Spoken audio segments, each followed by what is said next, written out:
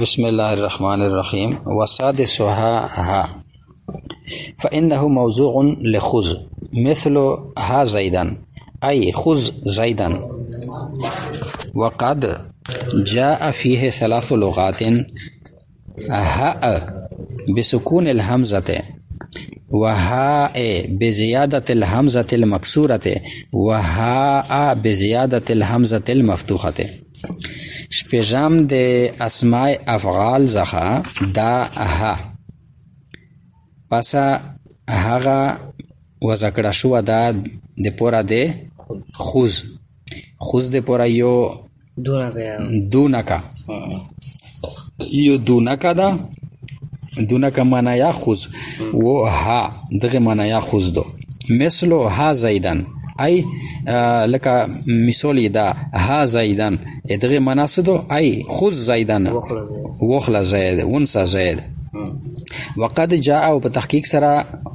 رغلی دی فيه په دغه هاشه 3 لغات 3 لغاتینا لغات بولی ته وی لکه پښته ژبه دو اس په پښته شه د مروات خپل لغات ته د وزیر خپل لغات ته د پېښوریان خپل لغات ته پېښ لوستا پوسا وی وا غټه ژبه به هغه شه وړي کې لغاتینا یو لغات ته پښه ها سکون د حمزه سره یعنی ها بند فتحه و حمزه ساکنه ها و ها او دوم لغت ته پښه ها چې د الف نه بعد حمزه مکسوره پښه زیاته کې په زیاتاول د حمزه مکسوره. و دریم لغت و ها دریم لغت ها ادا بزیادت الحمزه المفتوحه په زیادت د حمزه مفتوحه. اس دغه ها چې دا ها دا پهلا لغت و سکون د حمزه سره دغه یا تصریف شو ده چې ها یعنی معنا خو د امر حاضر په پرتا دو کنه ونسا ایسی دغه صرف کړه ده ها او ها ای دا واحد مؤنث مخاطب. هانا جمع مؤنث و د ها ولا تصریف ها یا ها او دا درې د مذکر حاضر ها یا ها اینا دا د مؤنث. و دریم لغت ها دغه شاده غسی تصریف شو ده او میج تعلق دغه سره نشته ده میج صرف د ها سره تعلق ده چې ها وذکر شو یو خوز ده پورا او خوز معنا دو وخلا. ترکیب یې وساد سوها مضاف الیه د مبتدا ها اسم فعل او برای خوز امر حاضر معروف برای بمانی خوز خبر مبتدا خبر جمله اسمیه خبریه. فانه بیدغه ان حرف مشبه بالفعل ده فتفصیلیات ها اسم ده ان موضوع لخوز دغه خبر ان سره ده اسم سره ده خبر جمله اسمیه خبریه. مثل ها زیدن مثل مضاف شی ها اسم فعل برای امر حاضر معروف او بمانی خوز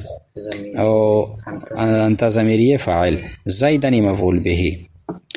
بیا اسم فعل سره د خپل فاعل سره د مفعول به دا جمله فعلیه انشائیه مفسر ای خود زیدن دا مفسر سره د مفسر سره د مفسر دا مضاف الیه د مثل مضاف. وقد جاء فيه 3 لغات واو مستانفه قد حرف تحقیق جاء فعل ماضی فيه جار مجرور متعلق شل په جاء پر 3 عدد ممیز مضاف لغات تمیز مضاف الیه ممیز سره د تمیز د مرکب اضافي فاعل شده جاء فعل سره د فاعل سره د متعلق جمله فعلیه خبریه. ٹھیک شلا بس ترکیب دغه کافی ده. ولا بد لهذه الاسماء من فاعل وفاعلها ضمير المخاطب المستتر فيها وثلاثة منها موضوعة للفعل الماضي وترفع الاسم بالفاعلية. دغه اسماء افعال ولا اسباب جاری دي چې ټول ندي په نشه شپږ اسمینا د امر حاضر معروف ته پر وضع کړی شوې دي او اسم ته مفعولیت په بنا باندې نصب ورکړي. هغه شپږ چې مستو سه ویلا روایدا سمانا دو امهل مهلت ورکا بلها سمانا دا پریش دوا بل دونا کا سمانا دو خوز وخلا بل و علیکا مانا الزم چمٹنا پر لازم یسا بل شپجامو حی حل روشا آ جاؤ شا بل شپجامو ها چې د ایغ معنایا دو خوز وخلا ایس د دغه شپږ سره اسمه د پورا یو فاعل ضروری وي ویل چې اسم فعل دا نو چې دا د یو فعل نوم دا نو چې د فعل نوم دا خو فعل د پورا خو فاعل ضروری وي ها ولا بد ونشتا خلصین ادھر ترجمہ دا سا کوائش ہے اور ضروری ہے لہذا الاسماء ان اسماء کے لیے من فاعل فاعل کا ہونا ادھر اسماء د پورا د فاعل نا نشتا خلصین یعنی فاعل ہوتا ضروری دا وفاعلها ضمیر المخاطب المستتر فیها وفاعل د دغه افعال